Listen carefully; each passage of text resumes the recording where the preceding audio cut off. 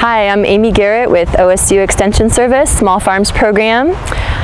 We are standing here today in our dry farming plot at the Oak Creek Center for Urban Horticulture. This is the 6th year that we've been at this site. So we started here in 2015 and have been doing dry farming demonstrations and different research projects here since then. So I'm standing right now in our no-till plot.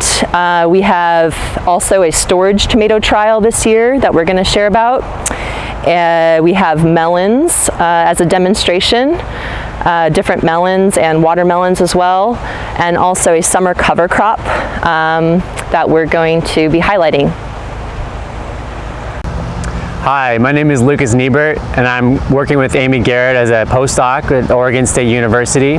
And I'm standing in our long-term experiment where we're studying no-till treatments in dry farming. And as you can see on the left, we have on my left, we have the no-till treatment, and on my right, we have the till treatment of winter squash and dent corn. The winter squash is Stella Blue from Seed Revolution Now, Steve Peters, and the dent corn is from Adaptive Seeds. It's called Open Oak Party Mix. And you can see in this first year of the no-till treatment, we have relatively smaller plants, and we expect that to maybe change in future years as the soil physical and biological properties change with the no-till treatment. The way we did the no-till treatment was we added some cover crop in the spring that had overwintered, and we covered it with an occlusion tarp, and we all let it settle and decompose, and then we took the tarp off and we tilled one strip and left the other one as a no-till. We've been hand weeding the no-till treatment for the most part, and we've also, as you can see, added some straw. And one last thing to note is in the corn, we've been doing hand pollination, and that's one way that we're going to continue breeding this corn variety for drought tolerance. Hi, my name's Asher Whitney. I'm currently an OSU student working with the Dry Farming Project, and today we're standing here in our storage tomato or hanging tomato variety trial field, and we have varieties from both Spain and Italy, as well as at least one Russian variety. These tomatoes are super interesting. They are able to store for up to 8 months if stored in the proper conditions, and I think that's going to be a really exciting thing for the future, especially with them being traditionally dry farmed in many different places, and we're trying to find the best variety to dry farm in Oregon for growers here.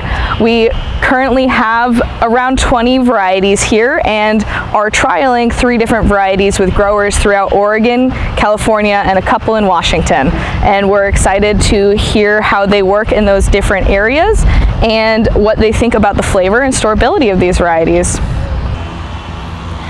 We're in our melon demonstration plot here, and we have 3 varieties of watermelon and 3 varieties of melon. So for watermelons, we have Blacktail Mountain, which is the one you see right here in front of me. This is one of our first varieties to ripen, and it'll probably be ready mid-August. We also have Christmas watermelon and Cream of Saskatchewan. For the melons, we have Eel River, Huerfano Bliss, as well as Charlene. So the melons that we grow each year are usually part of our outreach events and tasting tables that we do for field days. I love to grow melons, and I think people are often inspired to see giant water-filled fruits in a dry farm setting. So I look forward to continuing to explore melon varieties that will ripen early in our Pacific Northwest climate. I'm standing here in our summer cover crop plot. So this is sorghum sudan grass, buckwheat, and also a soybean. And the reason that we're doing this is a part of our low and no-till explorations. Planting a summer cover crop, we're getting some nice roots in from this cover crop and getting some organic matter deep into the soil profile. Also helping, we get wind here in the afternoon, so preventing soil erosion. And so this was scythed about 10 days ago, a week and a half ago, and dropped in place. So there's some biomass here on the ground. So this is going to continue growing, and we're going to manage it so that it doesn't go to seed, because we don't want to have a weed problem.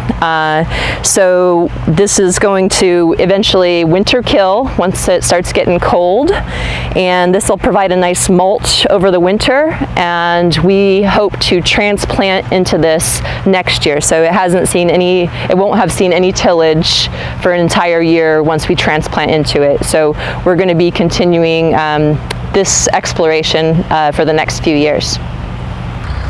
Thank you so much for joining us today here at Oak Creek as we show you our different demonstration and trials.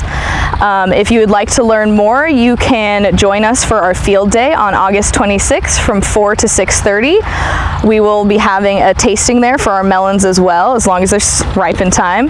And we also have a Facebook and Instagram under the Dry Farming Collaborative, and you should follow us there to get more information, as well as like and subscribe for more videos. Thank you.